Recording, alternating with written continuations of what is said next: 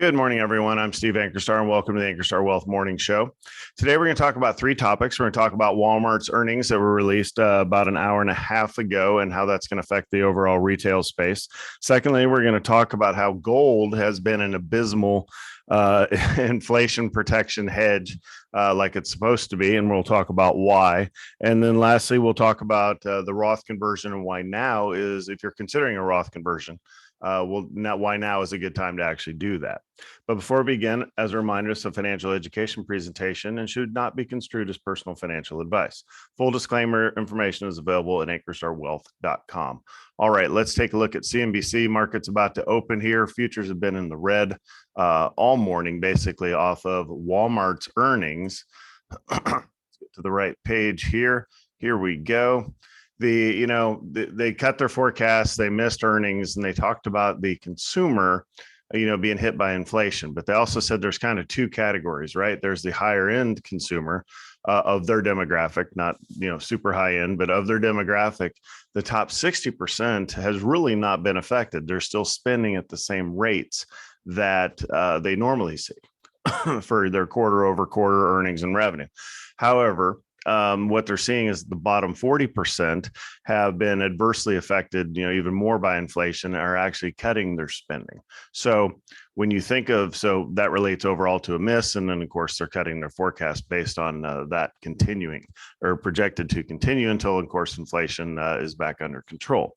So how does that parlay to other companies in the retail space? Well, Amazon's kind of a different beast. So I don't really know that you can take the Walmart earnings and basically say the same thing's going to happen to Amazon, because a lot different thing, Amazon Web Services and Amazon Prime and all of the different hands that are all of the different ways to win, if you will, that Amazon has out there. But you certainly look at other players in the retail space, your Targets, your Costco's, as your primary retailers, probably going to see the same thing.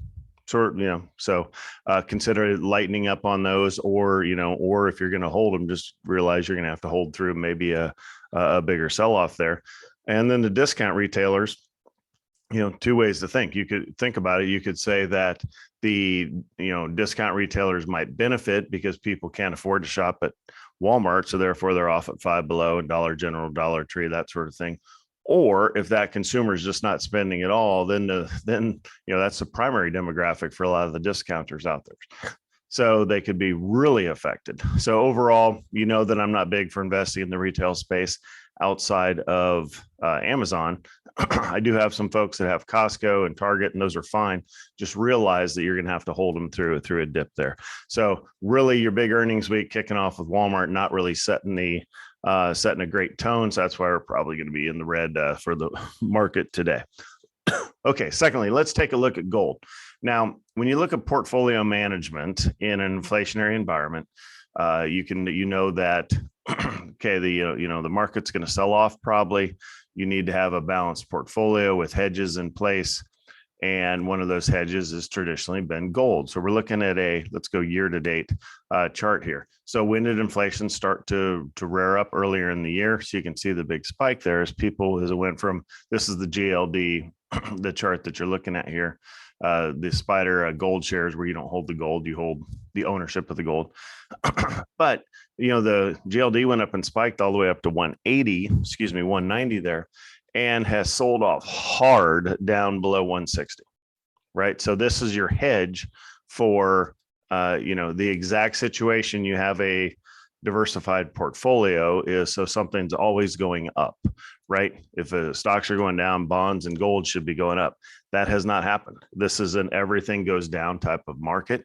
That's where, there's no place to hide, if you will, unless you're just going to sit in cash during 8% of inflation, right? Which, is an auto loser. So everything, and that's why it's been a challenging environment for money managers, is because there's not the secret sauce out there, right? To be able to run off to like you used to be able to. So if you have GLD in your portfolio, I've been trying to talk you out of it. If it's not working in this environment, what environment would it work in? That I don't have an answer for you. So that's why I want to get rid of it and moved into something else. That I favor kind of the credit space, if you will, which carries its own risk, but pays certainly a bigger dividend and holds its own as far as value. Another place people have talked about storing, hedging against inflation is in crypto, specifically Bitcoin, digital gold, if you will. Here's your year to date in Bitcoin. Just has been hammered. So obviously, I think the thesis of it being a place to hide during an inflationary environment is right out. Right, there's far too many other market forces that play upon Bitcoin than being able to hide. So where do you hide from inflation? Basically, stocks, right? Real estate, but even look across the board. Not much has worked so far this year, but that's good news. Prices are getting cheaper across the board too, so that increases the odds of things starting to work once the market goes back higher. All right, the last thing to talk about is another thing a few clients have brought up. So the Roth IRA conversion. So this is the Investopedia page. I'll just kind of scroll down to the key takeaways. Don't want to really give a course on this, but if you've heard of a Roth conversion, you're taking your IRA and you're converting it to Roth. Well, an IRA, traditional IRA, or a 401k that's put into an IRA, that money has never been taxed. Right. So therefore, when you convert it, well, first of all, if you do RMDs and eventually you have to take that money out, you'll pay tax on it. So you are paying taxes on that money anyway, no matter what. Right. So an option is to convert it to a Roth IRA. Money that goes into a Roth IRA is never taxed again. So that's, it's a pretty smart move. And I can show you this financially, and it's based on mathematically, based on a lot of different assumptions. However, if you're not working in the future or a significant reduction of your income in the future, then you'd be paying less taxes in the future. So you would want to wait and just take it, later if that was the case. However, if you think you're going to always end up earning, type of money, which a lot of people do. Remember, Social Security's taxable, pensions, for the most part, are taxable if you have those. If you're living out of your portfolio, generally, that is also taxable. So generally, there's not that safe haven time frame where you're going to have your income reduced so much to be able to do the conversion later, right? Maybe you do, maybe you don't. If you're taking a true sabbatical, you're going to have it. But for most people, you just don't either have that luxury or don't want to take the time to do that. So you can convert a traditional IRA to Roth, and most people that I work with do it a little bit at a time. So how much depends on kind of how much tax you want to incur. So think of the tax brackets, and if you're 25,000 below the next bump up in tax bracket, then you might want to convert 25,000 this year, or 20,000. Give yourself a little buffer, and then just have a plan to do that every year. So that's one way to handle it. There's also times when the market drops, and that's why I'm talking about it right now, is when the market drops, your account value is less, so you can convert. And then when the market recovers, which it has done 100% of the time and throughout history, all that appreciation is now you don't owe taxes on it, right? If you just leave it in your traditional IRA and it goes from, say, 300,000 to 250 and then back to 300, and then you convert it, 300 in taxes.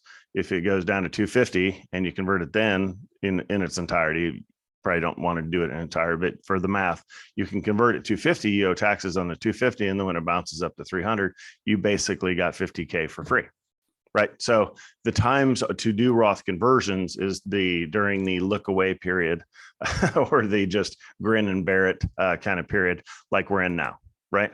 And I can't sit here and tell you the market's not going to go down further. It may, and it may even this week, especially if the Fed does something unpredictable during their meeting, or earnings just completely start whiffing left and right, or we announce that we're in a recession. However, I think, when you have to look at it from a perspective, we are 20% off of where we were at the beginning of the year, and that's a pretty decent discount, right? Neither you nor I know exactly what's going to happen in the market. I'm optimistic that the election or the approaching the election is going to take the market back higher, but I can't guarantee that. But I like the time now. So if you're considering it, talk to me if I'm managing your money, or reach out to your tax person if you want to talk to them about the exact consequences. But consider when the market sells off, that's when you want to accelerate your Roth IRA conversion. So that's all I have for today's show. Thank you very much for your questions. Please submit your questions and comments through social media or directly to our email at vipservices@ankerstarwealth.com. Don't forget to like and subscribe to get our daily updates. That's all we have for today's show. I'm Steve Ankerstar, and we'll see you back here tomorrow. Bye.